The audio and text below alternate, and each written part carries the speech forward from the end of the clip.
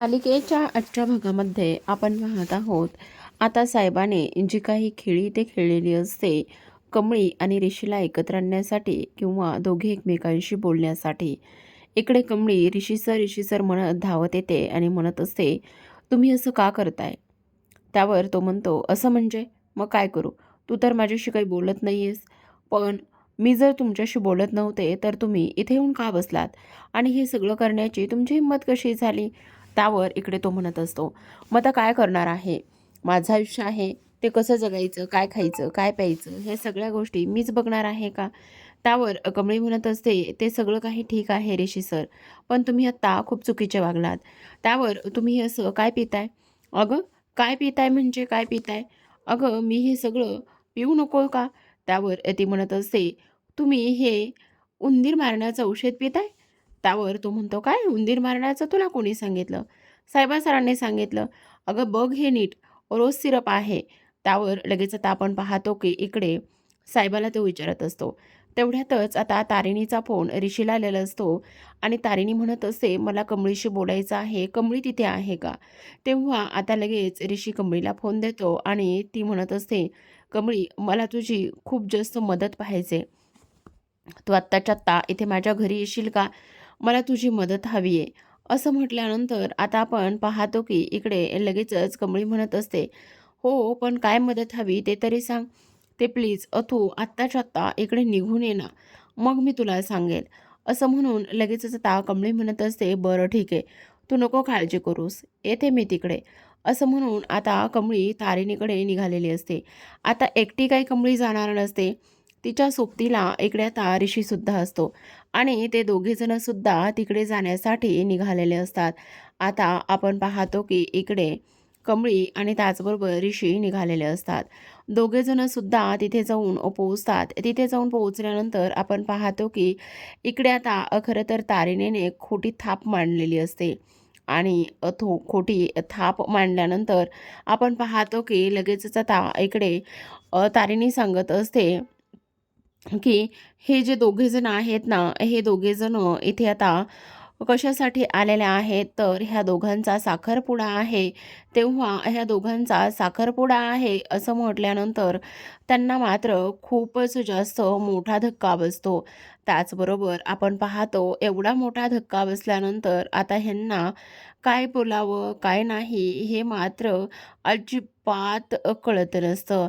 त्याचबरोबर आता लगेचच आपण पाहतो की इकडे दुसऱ्या बाजूला लगेचच आता इकडे अनिका आणि त्याचबरोबर कामिनी छान तयार झालेल्या असतात आणि तेव्हा इकडे आता ह्या त्या पार्टीसाठी जाणार असतात. त्यावर लगेच आता इकडे कामिनीला एक फोन आलेला असतो. कामिनीला तो फोन असतो युवराजचा. आता युवराज म्हणत असतो की तुमची तयारी झाली आहे का? आणि तेव्हा कामिनी म्हणते, हो, तयारी तर झालेली आहे. पण काय झालेलं आहे? त्यावर तो सांगतो की हे बघा, ताबडतोब इथे 2 लाख रुपये लागणार आहेत. काय? 2 लाख रुपये? आत्ता असे अचानकच? त्यावर इकडे तो म्हणत असतो, हो, लागणार तर आहेत ना, पण काम होणार आहे. त्या कामाची तुम्ही अजिबात काळजी करू नका, असं सुद्धा आता इकडे तो बोलत असतो. तर आता आपण पाहतो की इकडे कमळी, त्याचबरोबर तारिणी आणि त्याचबरोबर केदार आणि ऋषी हे सगळेजण आलेले असतात. इकडे मात्र कामिनी खूप घाबरलेली असते. ती म्हणत असते, "आत्ता तुम्ही ह्या सगळ्या गोष्टी अशा पद्धतीने सांगितल्यात ना, त्यामुळे मला खूप जास्त भीती वाटते. आणि काय गं ताई, इथे माझं लग्न, त्याचबरोबर एंगेजमेंट वगैरे ह्या सगळ्या गोष्टी तू सांगितल्यास, का असं केलेस?" त्यावर म्हणते, "अगं, नको काळजी करू. तुला खरं सांगू का, हे मी सगळं खोटं बोलले. खरं तर केदार आणि मला आम्हा दोघांना पळून जाऊन लग्न करायचंय आणि म्हणून आम्ही तुझ्याशी खोटं बोललो." "काय? काय सांगतेस काय?" "हो, अगदी तू बरोबर ऐकतेस." तर आता आपण इकडे दुसऱ्या बाजूला पाहतो की जी काही कामिनी आहे, ती आता इकडे निघालेली असते आणि तिला जायचं असतं. तेव्हाच आपण पाहतो इकडे आता जी काही अन्नपूर्णा आहे, त्या अन्नपूर्णाने ह्या दोघींचं बोलणं ऐकलेलं असतं. अन्नपूर्णाने ह्या दोघींचं बोलणं ऐकल्यानंतर अन्नपूर्णा म्हणत असतात, "काय गं, काय चाललंय काय? कोणाशी बोलतेस? त्यावर ती म्हणत असते, "नाही, नाही, कोणाशी नाही. काहीतरी चुकीचं तू ऐकलेलं आहेस वहिनी. तेच मी बोलत होते. आपल्याला कधी जायचंय, कधी ह्या सगळ्या गोष्टी करायच्यात, म्हणून मी हे सगळं काही हिला सांगण्याचा प्रयत्न करत होते." असं सुद्धा आता इकडे ती बोलत असते. त्याचबरोबर आपण पाहतो, की आता इकडे जी काही तारिणी आहे, ती तारिणी मात्र कमळीसोबत तिच्या हॉस्टेलवरती राहणार असते. आणि ती राहणार म्हणून लगेचच आता इकडे कमळीने अन्नपूर्णाला फोन केलेला असतो आणि अन्नपूर्णाला फोन केल्यानंतर इथे आता परवानगी मिळवलेली असते. तेव्हा अन्नपूर्णाने असं सांगितलेलं असतं, की अजिबात काळजी करण्याची गरज नाही. तेव्हा लगेच आता इकडे सगळ्यात महत्त्वाचं म्हणजे जी काही आपली कमळी आहे, ती कमळी आलेली असते, तर निंगी मात्र इकडे आता लाडू खात असते. त्यावर कमळी म्हणत असते, "काय गं, एकटीच सगळे लाडू खाणार आहेस की नाही? हे बघ कोण आलेला आहे." असं म्हणून इथे ही ना खरं तर माझ्या आपल्या आबांच्या मावस बहिणीची नात आहे. "काय म्हणजे तुझीसुद्धा मावस बहीण झाली की?" "हो गं, अगदी बरोबर बोलतेस. पण तुला एक गोष्ट सांगू, ही ना आपल्यासोबत इथे 2-3 दिवस राहणार आहे." "काय सांगतेस? 2-3 दिवस राहणार आहेस? बरं, बरं, ये बस, बस." असं म्हणून ती तिला चेअर बसायला देत असते. तेव्हाच आता आपण पाहतो की इकडे दुसऱ्या बाजूला जो काही युवराज आहे, युवराजला खूप मोठं काम दिलेलं असतं. युवराजला एवढं मोठं काम काय असतं, तर आता काही जरी झालं ना, तर जे काही ड्रग्स आहेत, ते ड्रग्स मात्र इथे आता पोहोच करायचे असतात आणि ते ड्रग्स पोहोच करायचे असल्याकारणाने ते काम त्याला सांगितलेलं असतं. आता ते ड्रग्स इथे आता जे काही अन्नपूर्णा कॉलेज आहे, त्या अन्नपूर्णा कॉलेजमध्येच आता सेकंड डोस देण्यासाठी ह्याला सांगण्यात आलेलं असतं आणि सेकंड डोस देण्यात येणार आहे, सांगण्यात आलेलं असल्याकारणाने आता आपण पाहतो की इकडे दुसऱ्या बाजूला कॅन्टीनमध्ये काम करणारा जो काही बंड्या आहे, बंड्याचा सर्प म्हणजेच की जी निरमा पावडर असते, साबण असतो, तो संपलेला असतो आणि त्यामुळे तो म्हणत असतो, "भांड्याची पावडरच संपलेली आहे," असं तो त्याच्या मालकाला सांगतो. त्यावर लगेच आता त्याचा मालक जो आहे ना, तो इथे म्हणत असतो, "ठीक आहे, 1, 2, 3, 4 अशा नंबरची एक गाडी येईल आणि ती गाडी आल्यानंतर तू त्यांच्याकडून जे काही पावडर वगैरे आहे ते घे." असं म्हटल्यानंतर लगेच आपण पाहतो की आता इकडे जो काही बंड्या आहे तो ती पावडर घेण्यासाठी तयार झालेला असतो. आता लगेचच इकडे दुसऱ्या बाजूला जी आपली तारिणी आहे, तारिणी मात्र केदारला शोधत-शोधत बाहेर आलेली असते. जेव्हा तारिणी केदारला शोधत-शोधत बाहेर येते, तेव्हा आपण पाहतो की इकडे आता केदार तिला सापडतो. तर आता इकडे युवराजने ती पावडर जी आहे ना, ती बंड्याला आणून दिलेली असते आणि युवराजने ती पावडर बंड्याला आणून दिल्यानंतर आता आपण पाहतो, युवराज म्हणत असतो, की "आता ही जी काही पावडर आहे ना, ती तुम्हाला पाहिजे आहे, ही व्यवस्थित ठेवा. आत्ता तर ही पावडर जी आहे ना, ती खिशामध्ये ठेवा." असं सांगण्यात आलेलं असतं आणि "व्यवस्थित काम झालंय ना तुमचं?"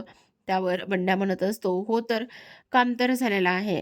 पण तुम्ही ह्या सगळ्या गोष्टी अशा का आणि कशामुळे इकडे बोलत आहात?" त्यावर लगेचच आता इकडे दुसऱ्या बाजूला कमळी विचार करत असते, की हे सगळं काय आहे? आणि त्याचबरोबर ह्या सगळ्या काही ज्या गोष्टी आहेत ना, त्या कशामुळे होत आहेत तेच मला कळत नाही. म्हणजे इकडे आता जी काही आपली तारिणी आहे, तिला मी इथे आसरा दिलाय, बोलवलंय, काही चूक तर केलेली नाहीये ना? असा विचार तिच्या मनामध्ये आलेला असतो. दुसऱ्या बाजूला बंड्या ती ड्रगची पावडर घेत असतो आणि भांडी घासायला लागलेला असतो. आता भांडी घासत असताना मात्र इकडे त्या साबणाचा म्हणजे ज्या पावडरचा अजिबात फेस होत नाही. त्यामुळे बंड्या म्हणतो, "ही कसली पावडर आहे? ह्या पावडरचा तर कसलाच फेस होत नाही. काय करावं काहीच कळत नाही." असा सुद्धा इकडे आता तो विचार करतो आणि त्याच्या हाताची सुद्धा थोडीशी आगाग व्हायला लागलेली असते.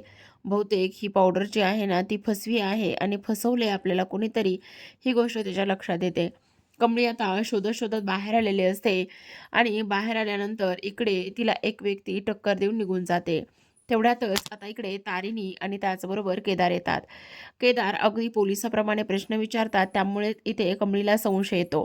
कमळी म्हणत असते, "मला एक गोष्ट सांगा, तुम्ही असे पोलिसाप्रमाणे प्रश्न का बरं विचारताय? नेमकं काय झालेलं आहे? तुम्ही असे का करताय?" असं आता इकडे ती विचारत असते. आता तेव्हाच आपण पाहतो प्रेक्षकांनो, की इकडे लगेचच दुसऱ्या बाजूला मात्र जे काही जो आपला बंड्या आहे तो म्हणत असतो, "काय करायचं? मला तर काहीच कळत नाहीये. नेमका काय प्रॉब्लेम आहे, ह्या सुद्धा गोष्टी मला इथे कळत नाहीयेत, असा इकडे आता तो विचार करत असतो. तेव्हा आपण पाहतो प्रेक्षकांनो, की आता लगेचच इकडे दुसऱ्या बाजूला कमळी म्हणत असते, "तुम्हाला एक गोष्ट सांगू का? इथे सगळ्यात महत्त्वाची, की मला असं का वाटतंय, की तुम्ही इकडे पोलीस वगैरे कोणीतरी आहात म्हणून." त्यावर इकडे बंड्या विचार करत असतो, "नाही, नाही, आता काही जरी झालं ना, तरीसुद्धा ह्या सगळ्या गोष्टी अशा नाही व्हायला पाहिजे." तर आता इकडे तारेने विचार करते, उद्या जो काही धमाका आणि उद्या ज्या काही गोष्टी ते होणार आहेत ना, त्या गोष्टी मात्र खूपच जास्त आता काळजीपूर्वक कराव्या लागणार आहेत. तर आता कमळी खोलीमध्ये गेलेली असते. तेवढ्यातच तारिणीला ती म्हणते, "खूप उशीर झालाय, झोप गं बाई आता." तेवढ्यातच आता आपण पाहतो, की इकडे जी काही तारिणी आहे, त्या तारिणीला मात्र फोन आलेला असतो. तेव्हा ती सांगते, "तुला एक गोष्ट सांगू का? इथे ना मला आजीचा फोन आलेला आहे." "काय? आजीचा फोन आलाय आत्ता तुला?" "हां." तेव्हा आजी बोलते, "अगं काय करतेस?" तेव्हा ती म्हणते, "काही नाही, काम करत होती." "अगं एवढ्या उशिरा कसली कामं करतेस?" त्यावर इकडे ती म्हणत असते, "अगं काही नाही, मी ना कमळीच्या हातावरती मेहंदी काढत होते." आता असं म्हणून फोन ठेवला जातो आणि तेवढ्यातच आता इकडे कमळी विचार करते, "अगं बाई, मला तर मेहंदी काढायला लावायला लागलेलीस, एवढं टेन्शन आलंय की काही विचारू नको." असं ती बोलत असते. तेवढ्यातच तारिणी म्हणते, "एक गोष्ट सांगू का? इकडे जर खरंचच असं झालं तर, म्हणजे खरंचच इकडे तुझा आणि त्या ऋषीचा साखरपुडा झाला तर." तेवढ्यातच निंगी म्हणत असते, "मला तर खूपच आनंद होणार आहे. खरंच जाऊ दे ना गं कमळे, तसंही आपण तुझा आणि ऋषी सरांचा साखरपुडा उरकूनच टाकूया ना." त्यावर इकडे कमळी म्हणते, "ए ताई, मला खूप टेन्शन येतंय गं. हे बघ, आम्ही साध्या सरळ मुली आहोत. गावाकडून आलेलो आहोत. त्यामुळे आम्हाला असं पटकन खोटं वगैरे नाही बोलता येत गं. प्लीज." त्यावर तारिणी म्हणते, "तू नको काळजी करूस, मी आलेच." असं म्हणून ती पुन्हा बाहेर निघून जाते. इकडे आता कमळी मुद्दाम टे कमळी खरं तर टेन्शनमध्ये आलेली असते आणि निंगी तिला मुद्दाम डिवचण्याचं, चिडवण्याचं काम करते. ती म्हणत असते, "आता कसलं भारी होईल ना, मी ऋषी सरांना फोन करूनच सांगते, की उद्या एंगेजमेंट रिंग वगैरे ठेवायला सांगते." त्यावर कमळी म्हणते, "तुझी बत्तीशी तोडूनच हातात देईल बघ, शांत बस जरा. इथे मला टेन्शन आलंय आणि तुला एंगेजमेंटचं पडलंय." तर आता दुसऱ्या बाजूला आपण पाहतो, की इकडे जो काही युवराज आहे त्याने पुन्हा कामिनीला फोन केलेला असतो आणि तो म्हणत असतो, जी काही 50 लाखाची डील आपली ठरली होती, ती 50 लाखाची डील आता 75 लाखावर गेलेली आहे. तुम्हाला 75 लाख द्यावे लागणार आहेत. त्यावर कामिनी चिडते आणि म्हणते, तू डोक्यावर पडलायस का? असं कसं होऊ शकतं? 50 लाखावरून 75 लाख मी कुठून आणणार आहे? हे बघा, तुम्हाला इकडे अन्नपूर्णा मॅडमची आणि त्याचबरोबर माझी बहीण ती कौशिकी ह्या दोघींच्या बॉडी हव्यात ना? जर हव्या असतील तर मी काम करेल. आणि तसंही एखाद्याला जीव मारायचा, एखाद्या व्यक्तीला इथे संपवायचं ते म्हणजे सोपं काम आहे का? असं वाटतंय का तुम्हाला? असं सुद्धा आता इकडे तो बोलत असतो. त्यावर अन्नपूर्णा म्हणते, "बरं ठीक आहे, तू नको काळजी करूस. मी पैशाची काहीतरी तडजोड करते." तर आता इकडे कार्यक्रमाला सुरुवात झालेली असते. कमळी खूप जातीने सगळ्या काही गोष्टी इथे पाहत असते, करत असते आणि प्रत्येकाला इन्स्ट्रक्शन देण्याचं काम करते. प्रत्येकजण इथे आता कमळीचं सगळं काही ऐकत असतो आणि सगळ्या काही गोष्टी इथे व्यवस्थित करत असतो.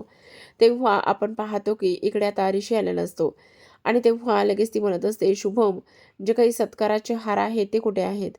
त्यावर, "तू आणखी आणले नाहीयेस?" पण ऋषी म्हणत असतो, "आत्ता लवकर आणले तर ते कोमेजून गेले असते फुलं म्हणून आणले नाहीत. ऐनवेळेला आम्ही घेऊन येईन. ती जबाबदारी माझी आहे." पण कमळी मात्र त्याला सरळ सरळ दुर्लक्ष करते आणि निघून जाते. असं म्हणून ऋषीला थोडंसं टेन्शन आलेलं असतं. आता आपण पाहतो की इकडे दुसऱ्या बाजूला तारिणी त्याचबरोबर केदार बाहेर येतात आणि ते दोघेजण बाहेर आल्यानंतर ते म्हणत असतात, काही जरी झालं तरीसुद्धा व्यवस्थित ह्या सगळ्या गोष्टीकडे लक्ष ठेवलं पाहिजे. तेव्हा कमळी तिथे येते आणि म्हणत असते, "पण मी काय म्हणते, तुम्ही असं सगळ्या घरच्यांना फसवताय आणि फसवून लग्न करायचा विचार करताय, साखरपुड्याचा विचार करताय, पण तुम्हाला मात्र नक्कीच नंतर पश्चाताप होईल. प्लीज तुम्ही असं नका ना करू." आणि त्याहूनही सगळ्यात महत्त्वाचं म्हणजे तुम्हाला एक गोष्ट सांगू का?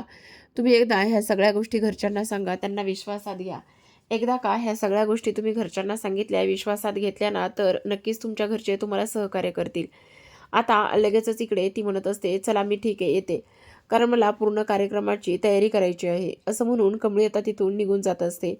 तेव्हा इकडे आता पाहतो आपण केदार म्हणत असतो, "बॉस, मी तर इथं खूप घाबरले बघा. इथे जी काही कमळी आहे ना, कमळीला मात्र खूपच जास्त टेन्शन आलेलं आहे बिचारीला." त्यावर लगेच आता इकडे कमळी आतमध्ये येते, पण तिला स्टेजवरती कोणीतरी अनोळखी व्यक्ती येऊन गेल्याचा भास होतो.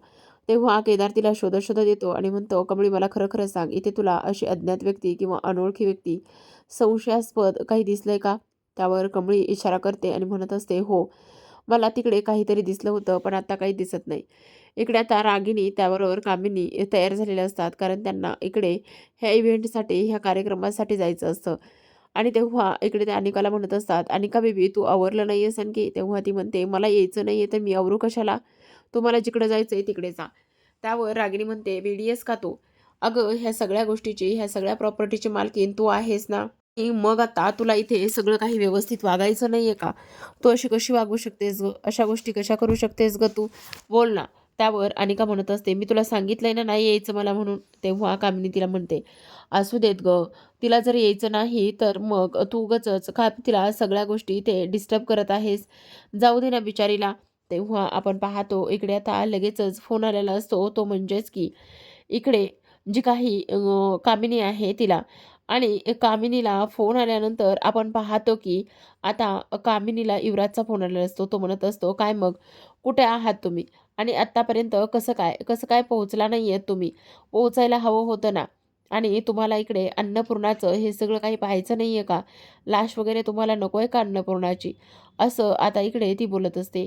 त्यावर इकडे तो म्हणत असतो, "कोणी सांगितलं नाही पाहायचंय म्हणून? मला तर ह्या सगळ्या गोष्टी पाहायच्याच आहेत ना आणि मी ते पाहणारच आहे ना. मग इकडे तुम्ही लवकरात लवकर का बरं येत नाहीये? तुम्ही लवकर यायचं आहे, कार्यक्रमाला सुरुवात व्हायची. आज मात्र माझी चुलत बहीण कौशिकी आणि त्याचबरोबर इकडे तुमची ती अन्नपूर्णा मॅडम ह्यांचा पर्दाफाश होणार आहे." तेव्हा कामिनी लगेच फोन ठेवते आणि म्हणत असते, "चला, चला पटकन, पटकन गेलं पाहिजे. दादाला बोलून गेलं पाहिजे आणि ही गुड न्यूज दादाला सांगितली पाहिजे." असा इकडे ती विचार करते. तेव्हा आपण पाहतो की लगेच आता कामिनी इकडे बाहेर आतमध्ये आलेली असते, कारण इकडे तिला भेटायचं असतं सदानंदला. आणि जेव्हा ती आतमध्ये येते आणि आतमध्ये आल्यानंतर इकडे ती एका गोष्टीचा विचार करत असते. "अरे, काय चाललंय दादा? तुला एक गोष्ट सांगू का? मी आज कार्यक्रमाला चालले." "कोणत्या कार्यक्रमाला चालले हे तू विचारणार नाहीयेस का? तर तुला सांगते ऐक. अरे, मी ना इथे एका खूप मोठ्या इव्हेंटला चालले. म्हणजे इतकं सत्कार समारंभाचा कार्यक्रम आहे आणि तुझी बायको म्हणजे माझी वहिनी त्याचा सत्कार समारंभाचा हे सगळं काही करणार आहे." असं सुद्धा आता इकडे तो बोलत असतो. तेव्हा आपण पाहतो की लगेचच आता इकडे जी काही कामिनी आहे ती म्हणत असते, "पण तुला सांगू त्या सत्कार समारंभामध्ये इथे वहिनीला टाटा बाय-बाय होणार आहे. काही जरी झालं ना तरीसुद्धा वहिनी आता इकडे टाटा बाय-बाय करणार आहे. आणि एकदा का वहिनी गेली, ढगात गेली, की मग तुलासुद्धा आम्ही इथे टाटा बाय-बाय करणार आहोत. काही जरी झालं ना तरीसुद्धा तूसुद्धा ह्या जगातून निघून जाणार आहे. समजलं तुला? त्याचबरोबर इकडे पण तुला आता वर कसं पाठवायचं, काय करायचं हे सगळं मी तुला सांगते. तर तुला सांगते ऐक. इथे वर, वर, वर, वर म्हणजे इथे तुला वरती जिन्यावरून ढकलून द्यायचं आणि एकदा का तुला जिन्यावरून ढकलून दिलं ना, तर मग झालं. तुझं कल्याणच होणार आहे. आणि त्याहूनही सगळ्यात महत्त्वाची एक गोष्ट सांगू का? की हे बघ, आता काही जरी झालं ना, तरीसुद्धा इकडे नंतर ह्या सगळ्या प्रॉपर्टीची मालकीण मीच होणार आहे आणि माझी नात. तर आता इकडे लगेच दुसऱ्या बाजूला आपण पाहतो की जी काही आपली तारिणी आणि त्याचबरोबर युवराज इथे कमळी आणि ऋषीच्या साखरपुड्याबद्दल बोलत असतात. तेवढ्यातच आता आपण पाहतो की लगेचच इकडे जो काही ज्या काही अनेकाच्या मैत्रिणी आहेत त्यांनी हे सगळं काही ऐकलेलं असतं आणि ह्या सगळ्या काही गोष्टी ऐकल्याबरोबर आपण पाहतो की लगेचच आता इथे जी काही त्या मैत्रिणी आहेत त्या अनिकाला फोन करण्याचा प्रयत्न करतात. इकडे मुद्दाम आता ही लोकं ह्यांना चिडवत असतात. आता अनिकाला फोन केल्यानंतर आपण पाहतो की लगेचच इकडे दुसऱ्या बाजूला आता इकडे त्या म्हणत असतात, ही गोष्ट अनिकाला सांगायला पाहिजे. काही जरी झालं ना तरीसुद्धा ह्या सगळ्या गोष्टी अनिकाशी बोललं पाहिजे आणि सांगितल्या पाहिजे. असाच इकडे आता तो विचार करत असतो. आता ह्या सगळ्या गोष्टीचा विचार केल्यानंतर लगेचच आपण पाहतो की अनिकाला हे सगळं सांगूयात. म्हणून त्या अनिकाला फोन करतात. अनिका खूप जास्त टेन्शनमध्ये असते आणि अनिका खूप जास्त टेन्शनमध्ये असल्याकारणाने आपण पाहतो की आता अनिका म्हणते, "काय चाललंय?" "अगं ऋषी आणि त्याचबरोबर कमळीचा साखरपुडा आहे." "काय? ऋषी आणि कमळीचा साखरपुडा आहे? हे सगळं कोणी सांगितलं?" त्यावर लगेचच आता आपण पाहतो की हो, आत्ता तारिणी आणि त्याचबरोबर इथे तिचा तो मित्र हे दोघंजणं सुद्धा बोलत होते आणि हे दोघंजणं बोलत असताना आम्ही ते सगळं काही ऐकलं आहे. असं आता इकडे ती बोलत असते. त्यावर आता अनिका म्हणत असते, "काही जरी झालं ना तरीसुद्धा रिश माझा आहे. त्या कमळीला मी रिशच्या जवळ येऊसुद्धा देणार नाहीये. समजलं? तो फक्त माझा आहे. ती गावछाप माझ्या रिशीच्या जवळ कशी येते ना तेच मी पाहते. मी आलेच." असं म्हणून अनिका आता रागानेच फोन ठेवत असते आणि रिशी आणि कमळीचा साखरपुडा तिला खरंच वाटतो की होतोय म्हणून ती तिकडं लगेच जाण्याचा प्रयत्न करते. तर अशाच नवनवीन मालिकांच्या